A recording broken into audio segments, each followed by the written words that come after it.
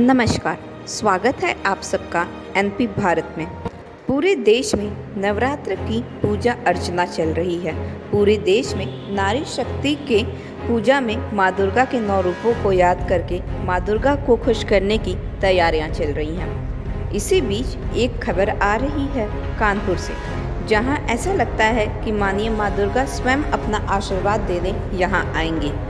हम बात कर रहे हैं कानपुर के नौबस्ता जिले के पश्चिमी मोहल्ले की, जहां के मोहल्ले वालों ने समाज की आवश्यकता का हाल में ही परिचय दिया है। दरअसल यह कहानी है 2 बेटियों की, जिनकी बदनसीबी कुछ ऐसी है कि बेहद गरीबी से जूझते हुए 2 बेटियां अपना घर मजदूरी कर माँ बाप के साथ चला रही थीं। आर्थिक हालत ठीक न होने की वजह से परिवार में दिन रात कलह होते रहते, जिससे एक दिन दोनों बेटियों की मां उन्हें पिता संग अकेला छोड़ प्रेमी के साथ फरार हो जाती है और पिता, जिसकी बुद्धि भ्रष्ट होने के कारण वह दोनों बेटियों का सौदा कर आता है, जिससे चंद पैसे मिलने और बेटियों से पिता का गला छूटे। यहाँ सोचने वाली बात यह है कि हम बचपन से ही पढ़ते आ रहे हैं या फिर सुनते आ रहे हैं कि माँ बाप के अलावा इस दुनिया में कोई नहीं, माँ बाप से बड़ा इस दुनिया में कोई नहीं, वो भगवान तुल्य हैं। तो इस घटना को सुनते हुए क्या इन बातों पर विश्वास करना किसी भी बच्चे के लिए या फिर समाज के लिए आसान होगा? खैर, आगे बढ़ते हैं।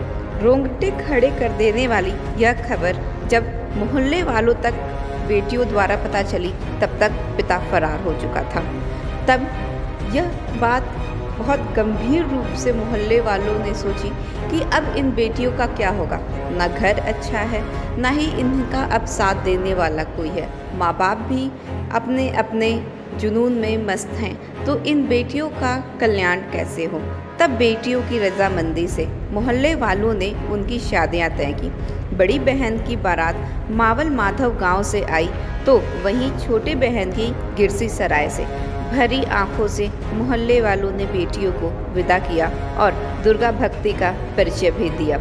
इस पूरे मामले से हमें 2 सीख मिली।